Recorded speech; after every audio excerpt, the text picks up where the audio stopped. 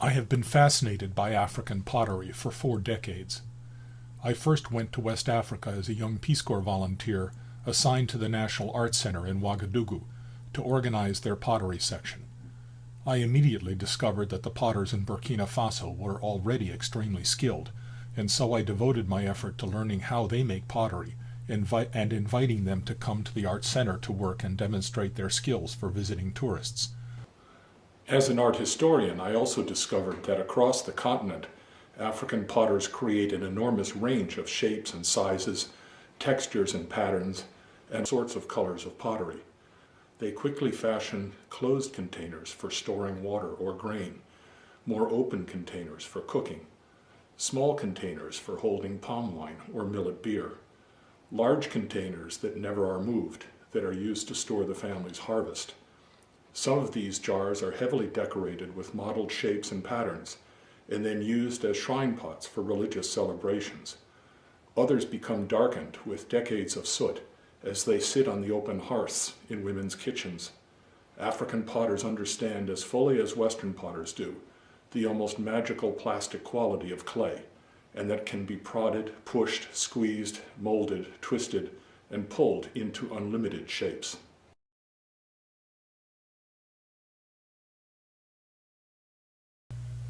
To make pottery, you have to have good clay. All across Africa, potters know where there are good veins of uniform clay that is free from foreign materials. Sometimes the women themselves go out to collect the clay, but often they send their children with baskets. They must be very careful when digging the clay not to dig back so far into the bank that the heavy earth on the surface collapses on top of them. They carry the heavy clay back to the workshop, where they may let it dry. In some areas, the clay is filled with water and allowed to soak, absorbing as much water as possible in a process called slaking.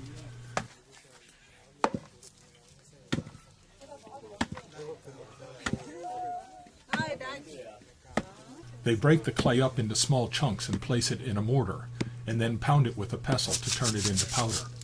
They then sift the clay powder with the same sort of sieve that is used for preparing food.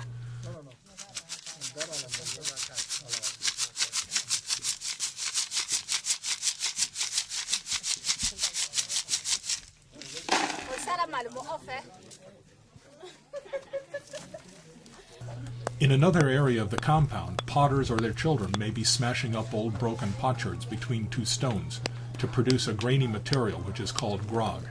This is clay that has already been fired once, and so when it is fired again it will not shrink. The grog is added to the powdered clay, and both are then kneaded together with water to produce the clay body that can be used for making pottery. Here you see one of the daughters of the family whose job it is to knead the clay by foot. She systematically circles, kneading the clay, and then adds new fresh powder and kneads again.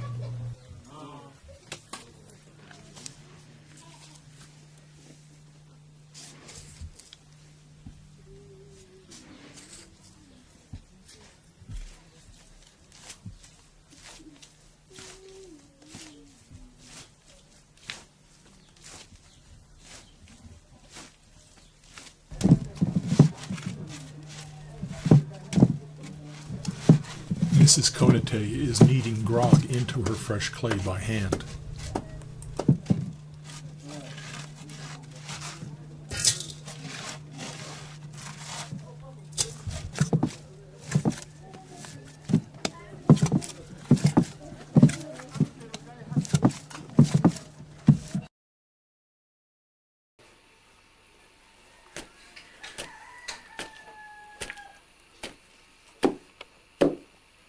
Among the Igbo peoples of southern Nigeria, the clay may be placed in a shallow trough and kneaded into a uniform mass using a pestle.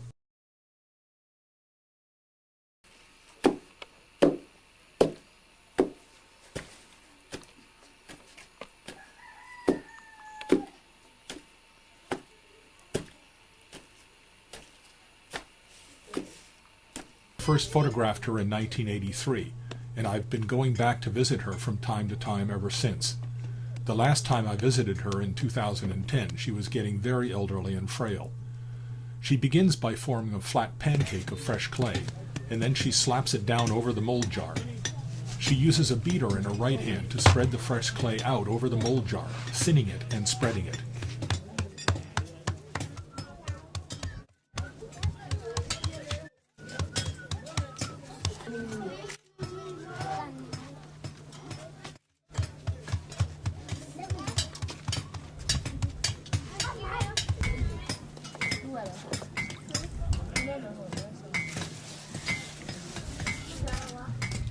Mrs. Konate is the wife of a blacksmith, and you can hear the blacksmiths at work behind her.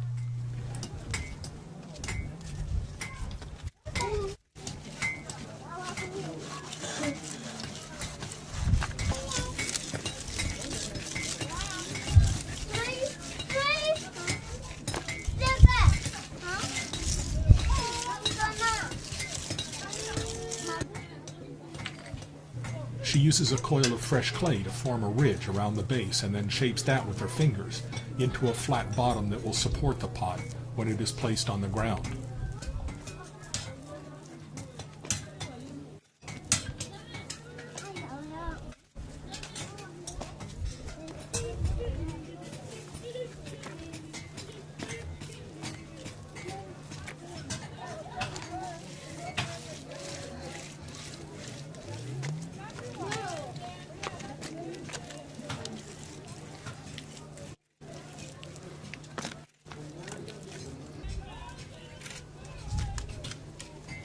When it is the right thickness and has covered the jar to its widest dimension, she carefully trims the lower edge to make it uniform and sets it aside to dry for a short period. She must be careful not to leave it for too long or it will begin to crack as it shrinks on the mold jar.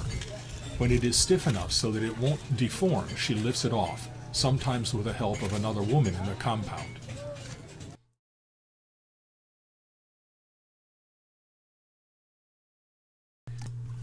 The concave mold technique is the first technique that I discovered when I first went to Africa as a Peace Corps volunteer. I had studied pottery in college, but I had never seen such an unusual and innovative technique.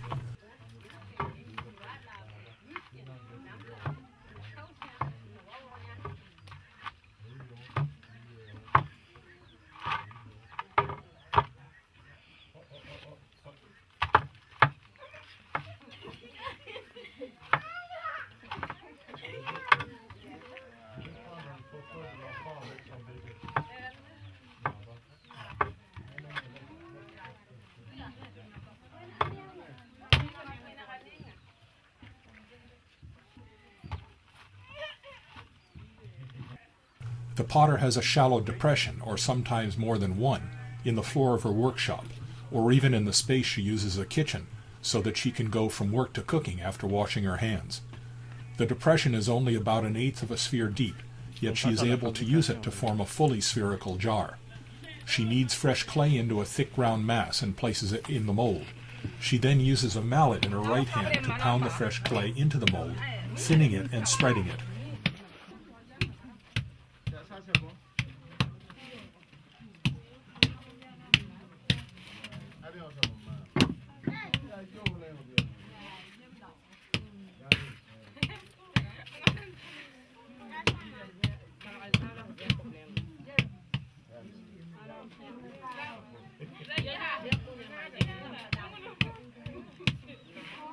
Of course, she quickly fills up the shallow mold, and so she rotates the mass of fresh clay up on edge, exposing part of the shallow mold, and continues to pound. She rotates and pounds, building the spherical jar larger and larger. From time to time, she stops and uses her fingers to consolidate the rough clay around the edge of the opening. Occasionally, when she discovers she has run out of fresh clay, she adds a fresh coil around the rim and continues to pound and rotate. The technique produces a very thin, light, strong spherical jar.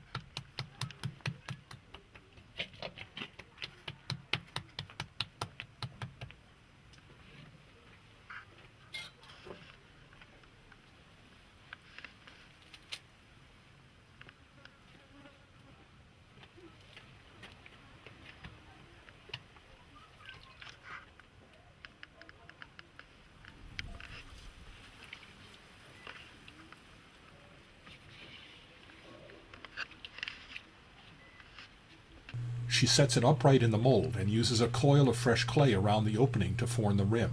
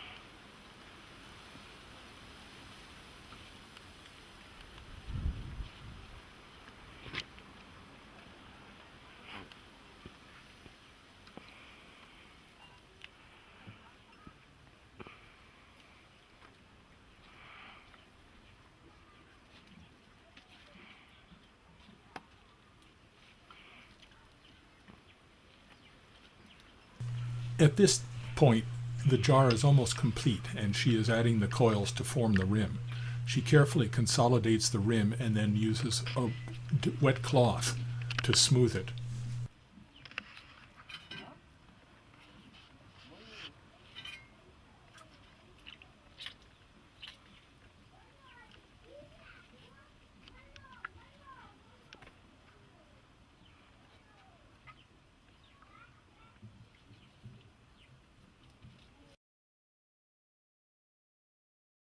Like all American and European potters, I picked up African jars and tapped them with my fingers to see if they were fired to the right temperature. Of course, they made a thump instead of a ring because they were low-fired earthenware. I thought it would be nice to teach them how to fire their pottery to a higher temperature. Then I discovered that they didn't want high-fired pottery because the low-fired earthenware they made could be used for cooking over an open fire, while higher-fired pottery would shatter if exposed to open flame. It soon became apparent to me that the techniques that African potters use represent appropriate technology. That is, Africans had developed techniques to make pottery that suited their needs, but whose manufacture did not consume precious or expensive resources.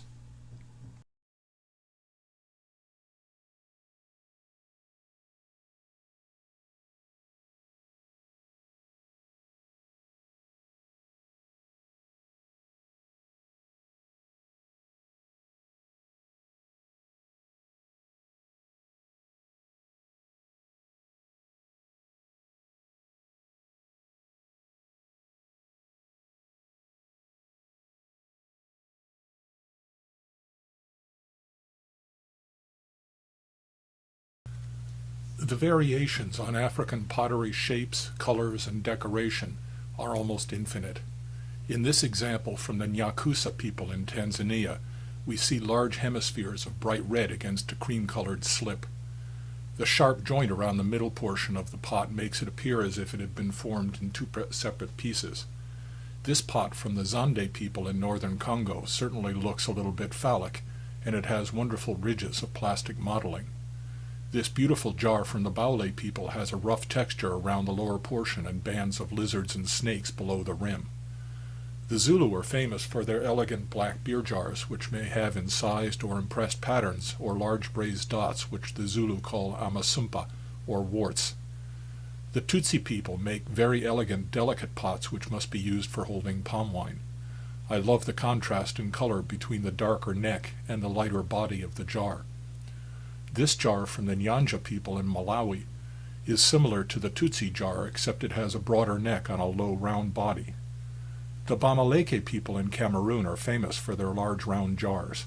This beautiful example has two strings of stylized human figures around the shoulder of the jar.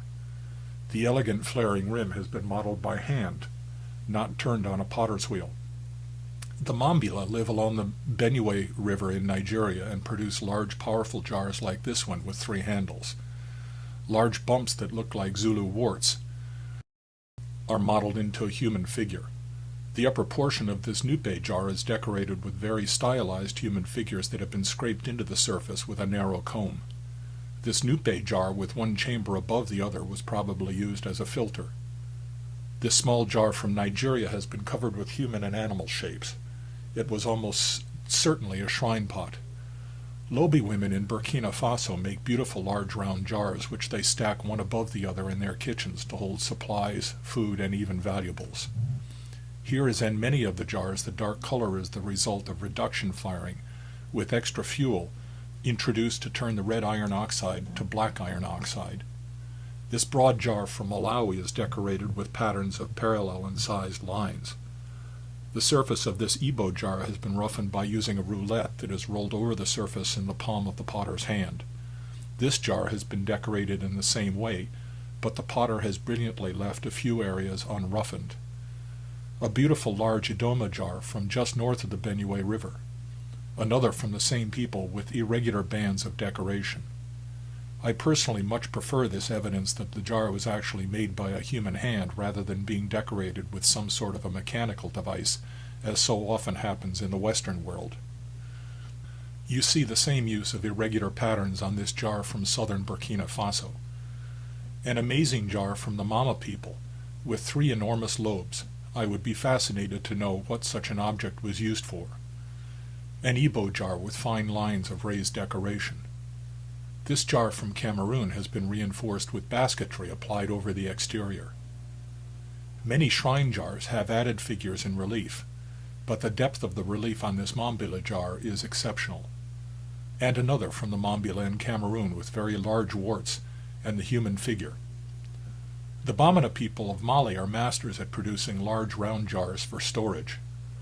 A jar from Nigeria with what appears to be scarification patterns on the abdomen and either an umbilicus or genitalia. The same patterns are more easily visible on this larger jar. Almost certainly a palm wine jar from southern Nigeria. Many of the people along the Benue River produce ancestor pots to be placed on shrines.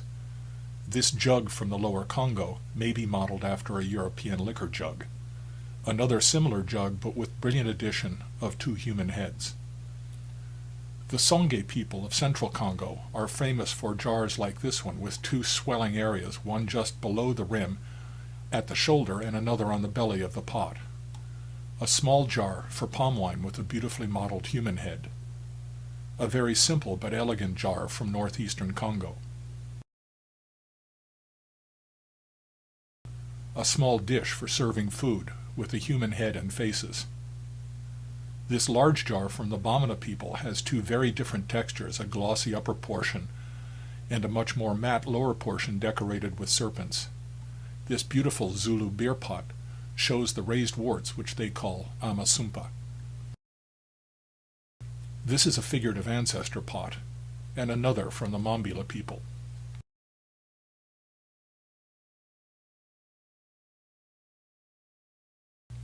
I think this is the first jar from the Makonde people that I've ever seen, and I'm very impressed by the quality of the decoration. East African potters seem to be much more focused on perfect symmetry than potters in West Africa, even without the use of a potter's wheel. Sometimes the black color is caused by years of accumulation of soot, but more often from conscious blackening in a reduction firing. The rough warts on this beer pot must have made it much easier to handle it when it was wet. A nupe container with two breasts and an umbilicus. People all along the Niger River in Mali and Niger produce large, very colorful jars. This one has a lovely dark fire cloud caused by reduction during the firing. This Eve shrine pot from Togo is decorated with all sorts of signs and symbols from the coastal religion called Vodou.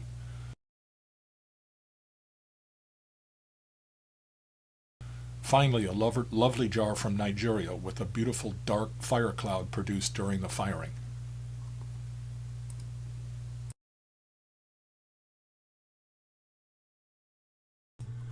One of the most common and ubiquitous techniques in West Africa is the coiling technique.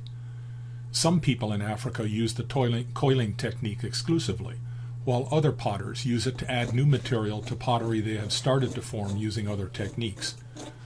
First, Mrs. Konate in the village of Uri scrapes the edge of the jar with a sharp tool to remove dry materials so that the fresh clay will adhere better to it. She then forms a large, thick sausage of clay, and holding it in her right hand, inside the pot, applies it against the heel of her left hand, which is outside the pot. As she applies the clay, she gives the sausage a twist with her wrist, which consolidates the fresh clay into the rising walls of the jar below. Igbo potters who make small jars in Nigeria use smaller, lighter sausages of clay, while Bois potters in the village of Uri use very large, thick sausages of clay consuming several sausages as they make a complete revolution around the jar.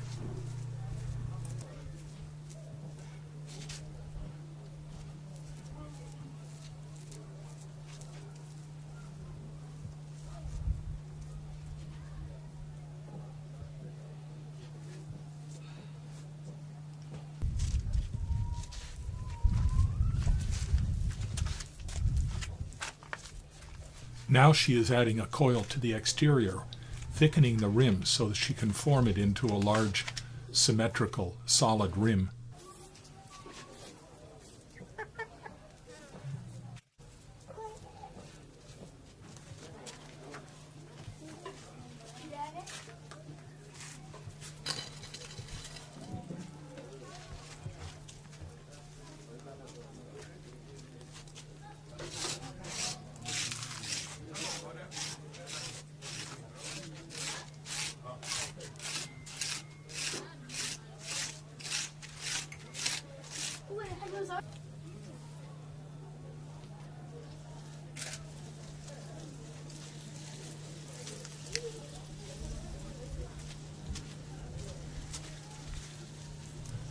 The jar is way too large to rotate it, and so instead she walks around the jar herself.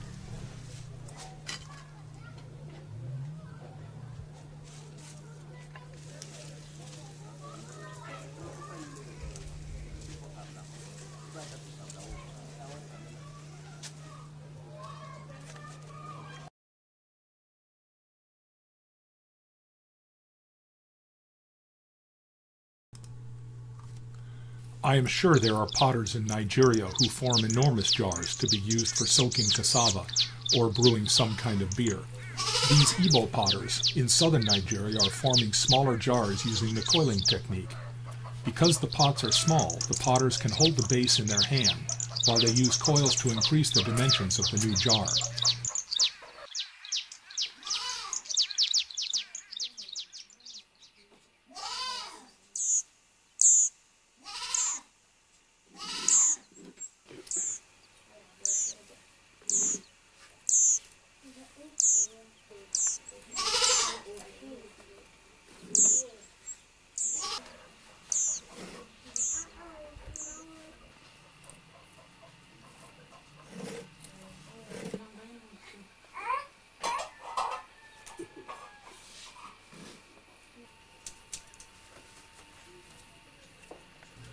Here she scrapes clay from the base up to form the walls of the new jar.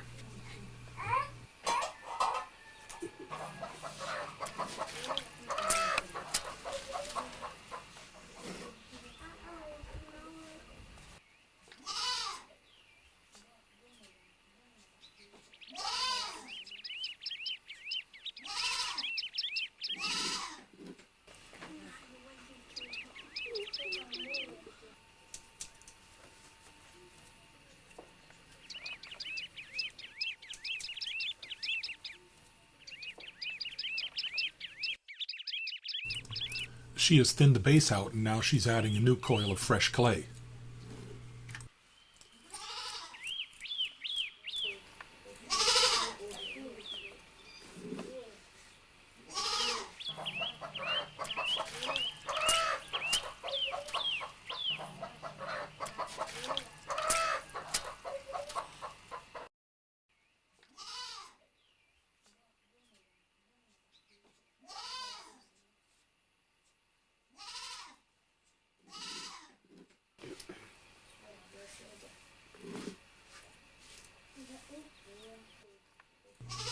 Now she has formed almost half of a sphere. These artists are extremely deft, able simply to press the fresh clay with their right hand into the heel of the left hand, consolidating it with the edge of the jar and rapidly building up a partial sphere. Once the basic shape of the jar has been completed, the potter uses coils to add more material, building the walls of the jar up higher and higher, and scraping them with a shell to spread and thin them.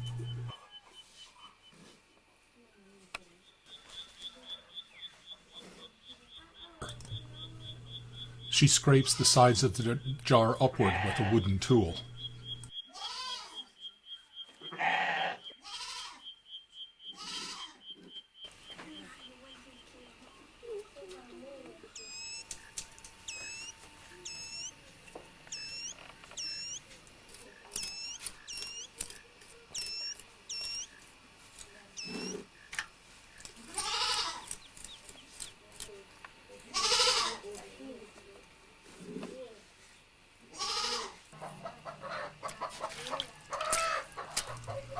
She's working on the inside of the jar with the knuckles of the right hand, and so she supports the walls of the jar on the outside with her left hand.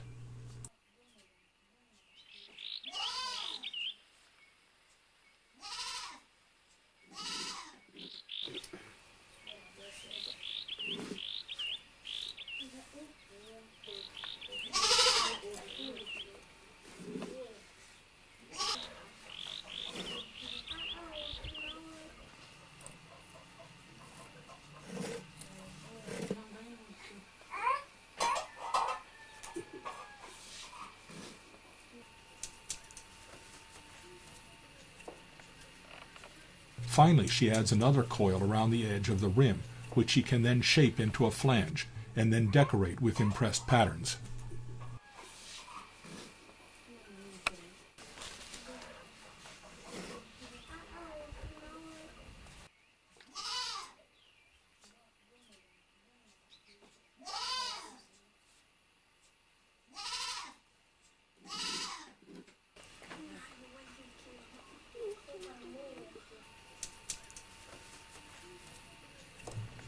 She smooths the interior of the jar with a shell.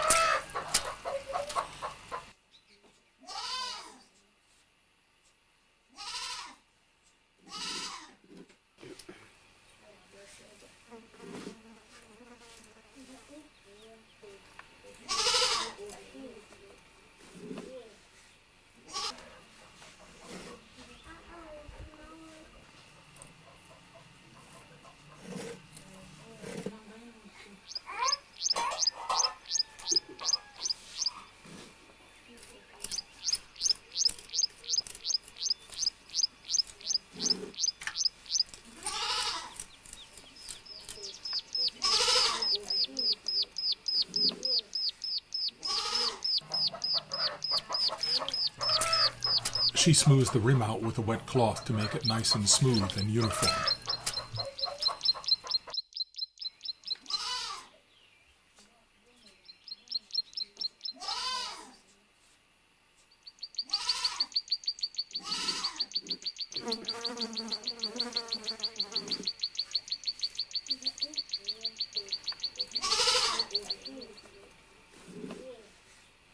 Now she begins to impress small, delicate patterns on the flared rim.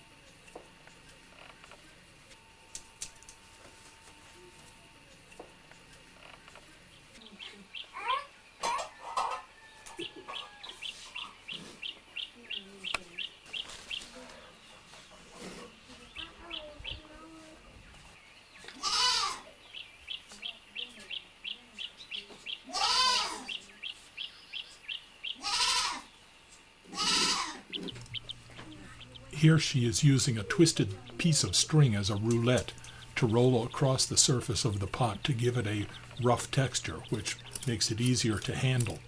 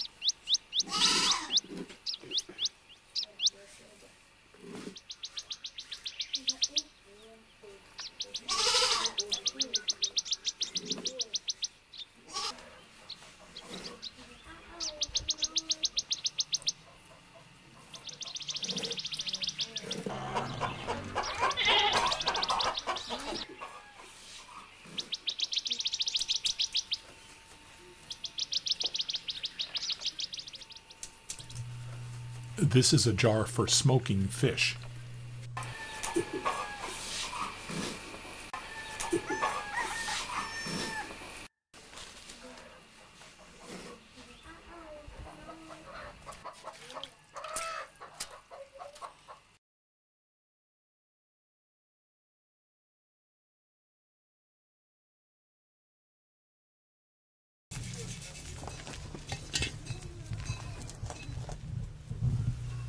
Until I met Maria Cafando in 2001, I thought I had seen all of the variations of pottery making available in Burkina Faso. Maria is an elderly lady who lives in a small village about 50 miles south of Ouagadougou. She has been making pottery all of her life and supports her daughters and her grandchildren with the income from her pottery.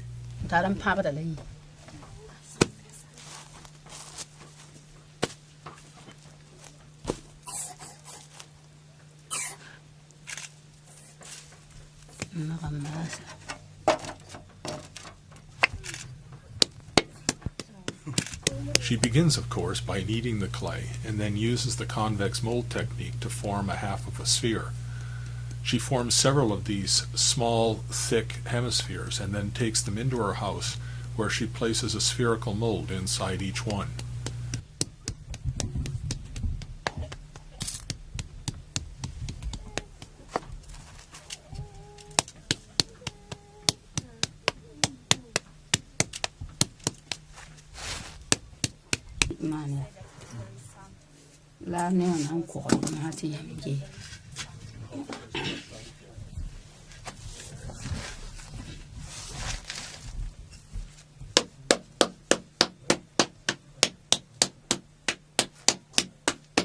She uses a mallet in her right hand to thin the clay out and spread it over the mold, but she does not stop when she reaches the widest part of the mold.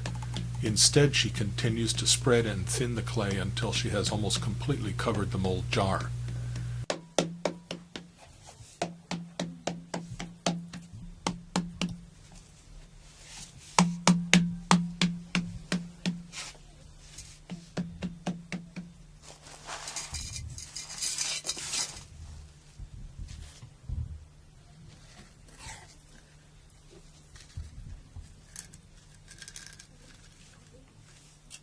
At this point, her technique becomes truly interesting, because she performs 4 small episiotomies around the edge of the new jar and removes the mold from the interior.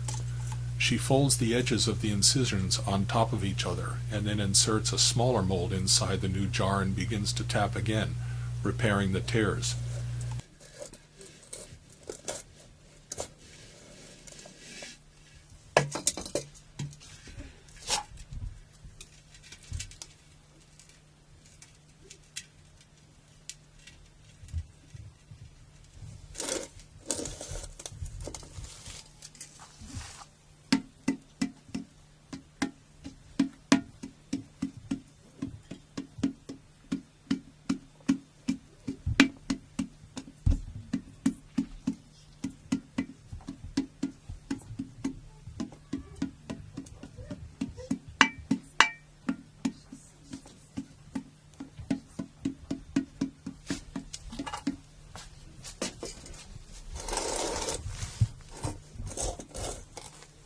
She works with a small clay form, which I call an anvil, on the inside of the jar and taps gently on the outside of the jar with her right hand holding a concave mallet or hammer. As she does so, the jar becomes thinner and thinner, but retains its very symmetrical spherical shape.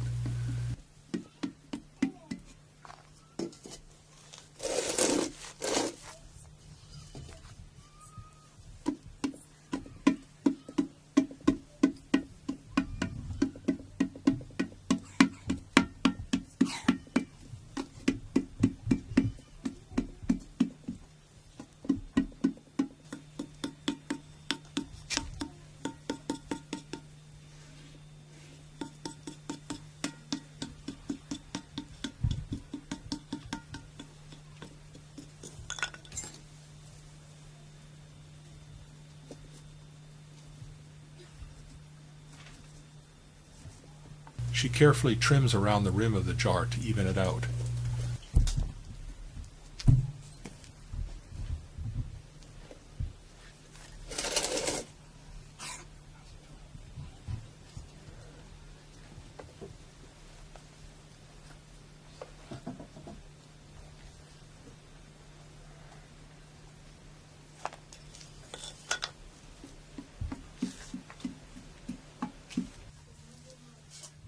Maria then adds a thick sausage of fresh clay around the rim, working it into the spherical jar with her thumb and forefinger. Finally, she uses a wet piece of cloth to shape the rim, to thin it and flare it while she rotates the new jar in her left hand. She does all of this while holding the jar in her lap and without placing it on the ground or on any kind of support.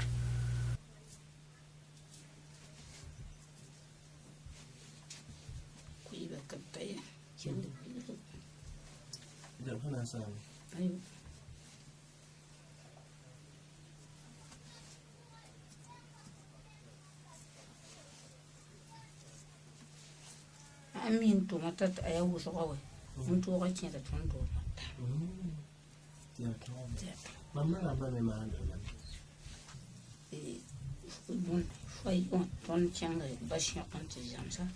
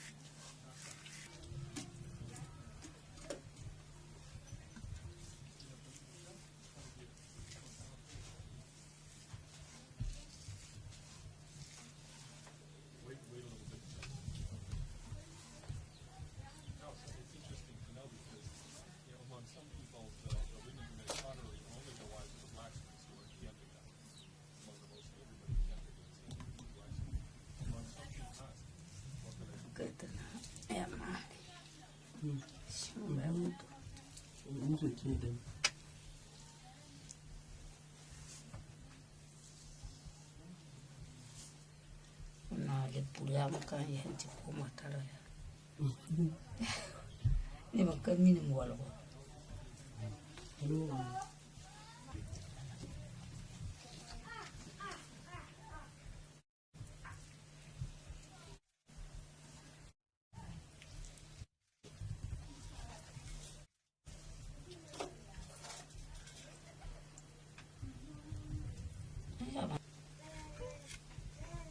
The next day, when the jar has dried sufficiently, she takes it out into a courtyard and fills in any low spots or blemishes with fresh clay and rubs the entire jar smooth with a necklace of strung baobab seeds.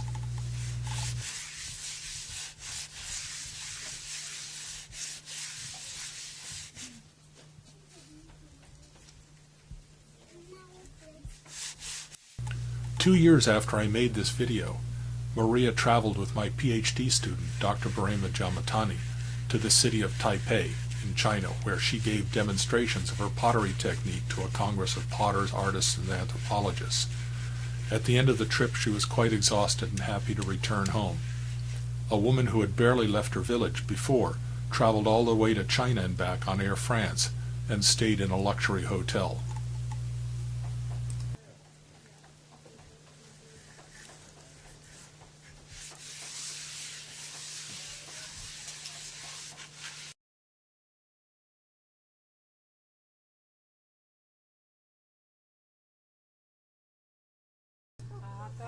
I met the artist Awa Diabate in the village of Pelignan in southwest Burkina Faso in 2001. She is a member of a group of artists called Jelly, whose husbands are leatherworkers. There were several related men in this village, along with a large number of wives, all of whom were skilled potters. Awa begins with a large mass of clay, which she places on a shallow dish between her knees. She forces her fist down into the mass of clay, forming a cavity, and then using the fingers of her right hand inside the jar and her left hand outside the jar, begins to pull the soft wet clay upward, thinning it and increasing the height of the jar. She rotates the jar on a shallow dish while she remains seated.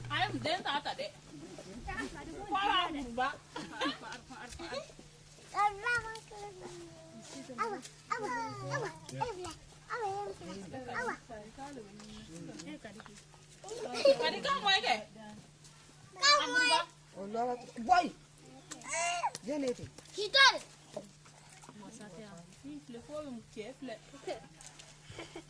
Kadi ke bolo e. Kalo, tamale.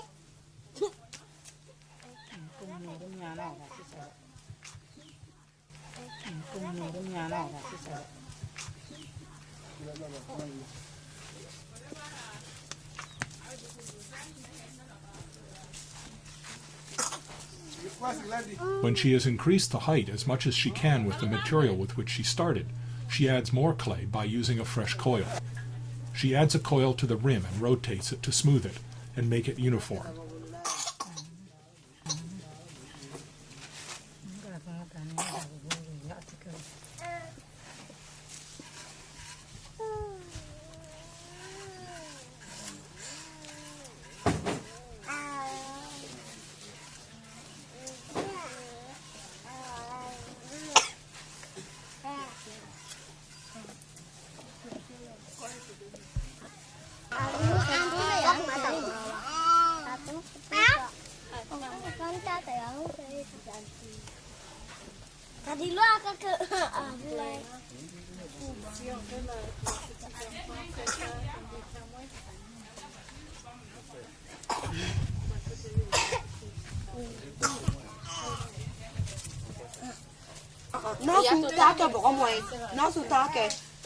As she forms the rim, she rotates the pot as if it were on a potter's wheel.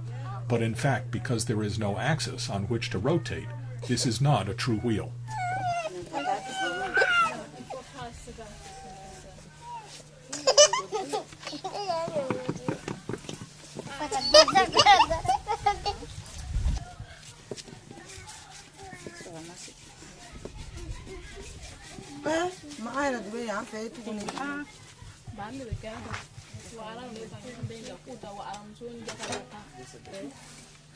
She turns the jar upside down, and using a sharp ring of raffia midrib, she scrapes away excess clay, thinning the clay body.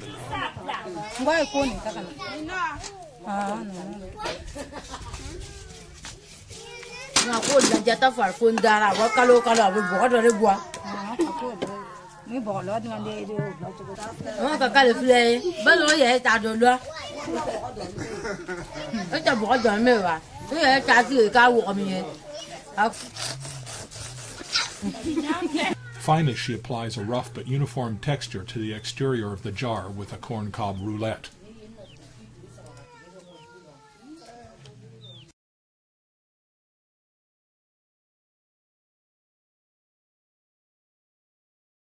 Ashanti potters use the very same technique as the potters in western Burkina Faso, with the major exception that they form the top half of the pot completely before they turn it upside down and finish the pot from the bottom upwards.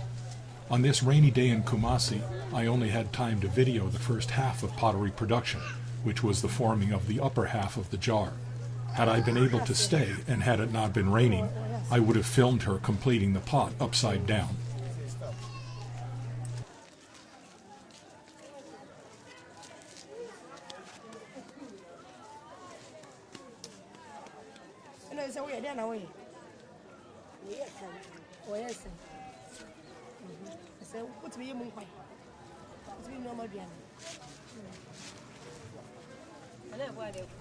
She scoops out the mass of clay at the center of the new jar and forces her fist down inside.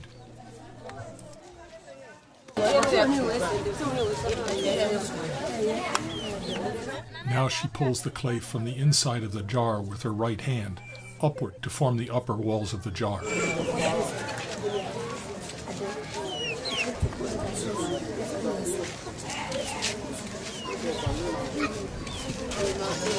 She uses a very large, thick coil of clay to add more material to the jar.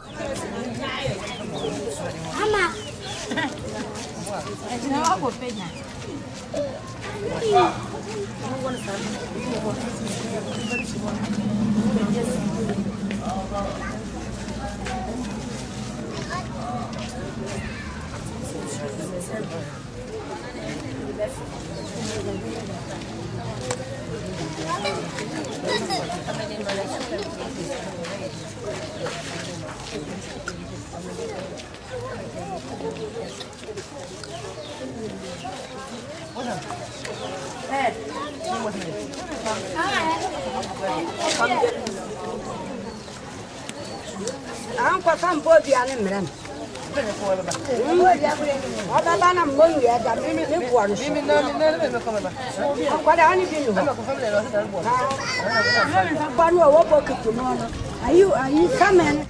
You can hear the rain on the plastic that covers my camera.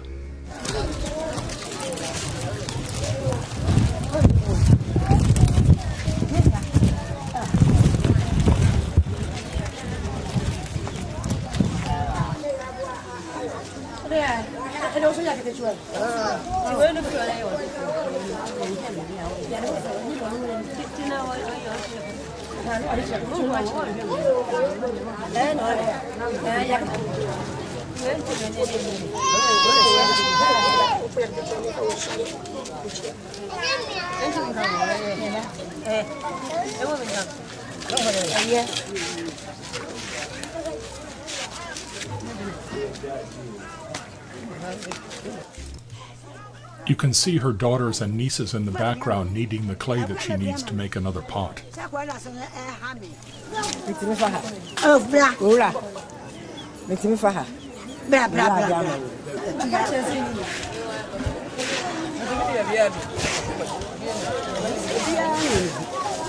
She uses a dried corn cob to smooth the exterior of the jar into a uniform surface.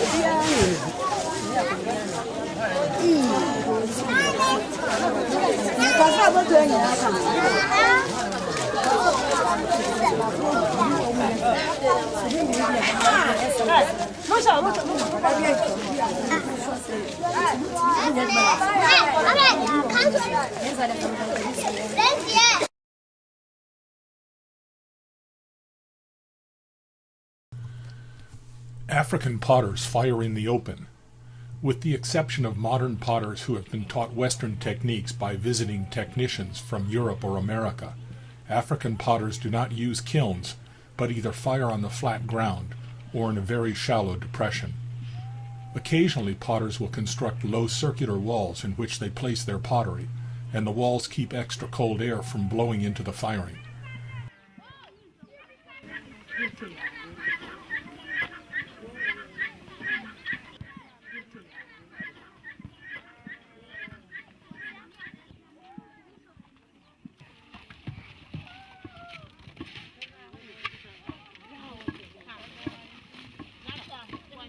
Potters use whatever fuel is available. They may use dry donkey manure, dry grass from the fields beyond their homes, dry bark that they collected while they were cutting firewood, or especially in the forest areas to the south, the dried midribs of raffia palms.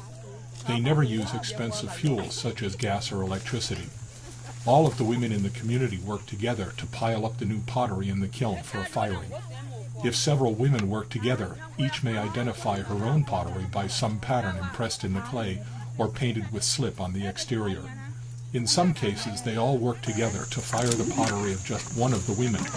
In this case, they are all working to fire the pots created by Awa Tiabete.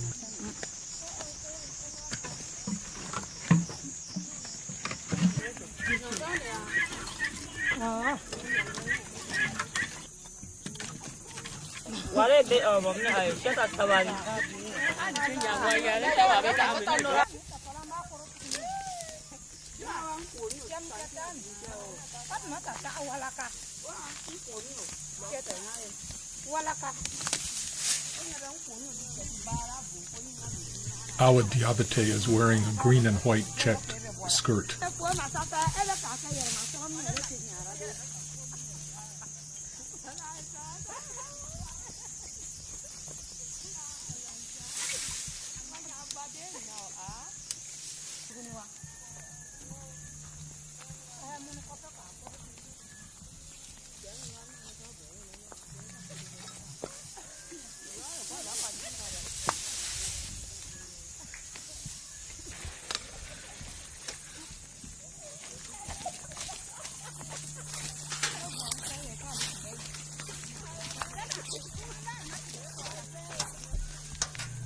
The fuel is lighted and allowed to burn freely.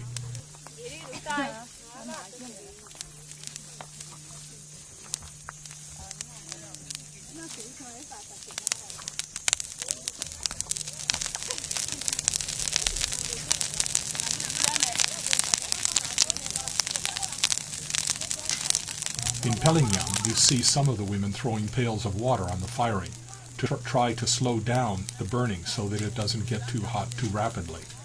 They also take care not to let the fire spread to the neighboring brush. In a short time, the fuel has been reduced to a very thick blanket of red-hot ash. The pottery bakes underneath this for some time until it is a bright glowing red. While it is still hot, the potters hook out the pottery and dip the hot pottery in a kind of vegetable soup made of boiled up acacia seed pods. This process drives excess carbon deep into the body of the hot pottery, turning the jars from a bright red to a dark brown. This is very similar to techniques used in Japan and America, which are called Raku. The process makes the pottery more suitable for cooking over an open fire and makes jars more waterproof. The process turns the red ferric iron, Fe3, into black ferrous iron, Fe2.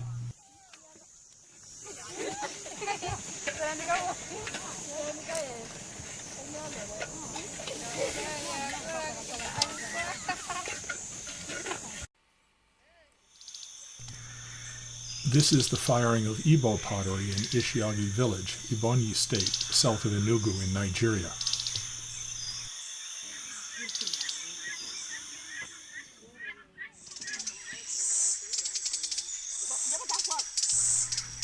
The firing has been completed and the potters are removing the red-hot pottery.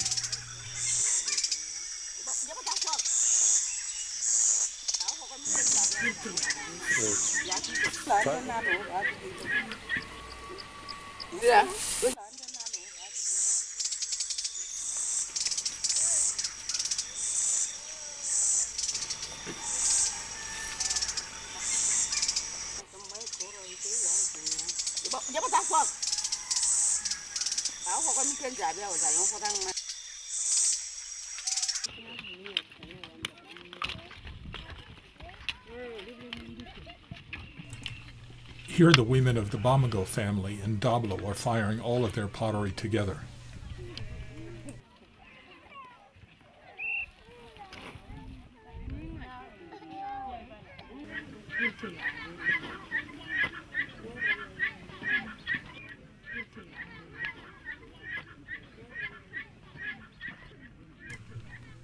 Mrs. Bamago poses with her pots.